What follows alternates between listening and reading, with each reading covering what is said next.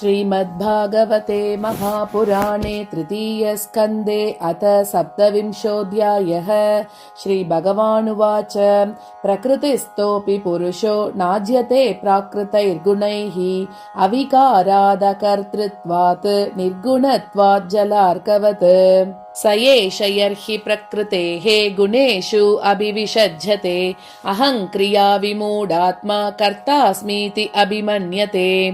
तेन संसार पदवीम् अवशोभ्येत्य निर्वृतः प्रासङ्गिकै कर्मदोषैः सदसन्मिश्रयोनिषु। अर्थे हि अविद्यमानेऽपि संसृतिर्न निवर्तते ध्यायतो विषयानस्य स्वप्ने अनर्थागमो यथा। अत एव शनैश्चित्तम् प्रसक्तम् असतां पति भक्तियोगेन तीव्रेण विरक्त्या च नयेद्वशम्। यमादिभिर्योगपतैः अभ्यसन् श्रद्धयान्वितः मयि भावेन सत्येन मत्कथा श्रवणेन च सर्वभूतसमत्वेन निर्वैरेण अप्रसङ्गतः ब्रह्मचर्येण मौनेन स्वधर्मेण बलीयसा।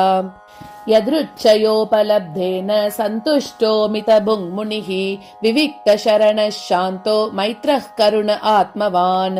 सानुबन्धे च देहेऽस्मिन् अकुर्वन् असदाग्रहम् ज्ञानेन दृष्टतत्त्वेन प्रकृतेः पुरुषस्य च निवृत्तबुद्ध्यवस्थानो दूरीभूतान्यदर्शनः उपलभ्य आत्मना आत्मानं चक्षुषेवार्कमात्मदृक्। मुक्तलिङ्गं सदा भासम् असति प्रतिपद्यते सतो बन्धुमसच्चक्षुः सर्वानुस्यूतमद्वयम्। यथा जलस्थ आभासः स्थलस्तेनावदृश्यते स्वाभासेन तथा सूर्यो जलस्तेन दिवि स्थितः।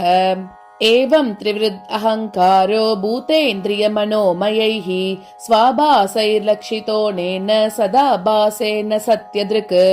भूतः सूक्ष्मेन्द्रियमनो बुद्ध्यादिषु इह निद्रया लीनेषु असति यस्तत्र विनिद्रो निरहङ्क्रियः। मन्यमानस्तदात्मानम् अनश्चो नष्टवन्मृषा नष्टे अहङ्करणे द्रष्टा नष्टवित्त इवातुरः। एवं प्रत्यवमृष्यासौ आत्मानं प्रतिपद्यते साहङ्कारस्य द्रव्यस्य योऽवस्थानम् अनुग्रहः। देवहूतिरुवाच पुरुषं प्रकृतिर्ब्रह्मन् न विमुञ्चति कर्हिचित् अन्योन्यापाश्रयत्वाच्च नित्यत्वात् अनयोः प्रभो। यथा गन्धस्य भूमेश्च न भावो व्यतिरेकतः अपाम्रसस्य च यथा तथा बुद्धेः परस्य च। अकर्तुः कर्मबन्धोऽयं पुरुषस्य यदाश्रयः गुणेषु सत्सु प्रकृतेः कैवल्यं तेषु अतः कथम्। क्वचित् तत्त्वावमर्शेन निवृत्तं भयमुल्बणम् अनिवृत्तनिमित्तत्वात् पुनः प्रत्यवतिष्ठते। श्रीभगवानुवाच अनिमित्तनिमित्तेन स्वधर्मेण अमलात्मना तीव्रया मयि भक्त्या च श्रुतः संवृतया चिरम्। ज्ञानेन दृष्टतत्त्वेन वैराग्येण बलीयसा तपोयुक्तेन योगेन तीव्रेणात्मा समाधिना।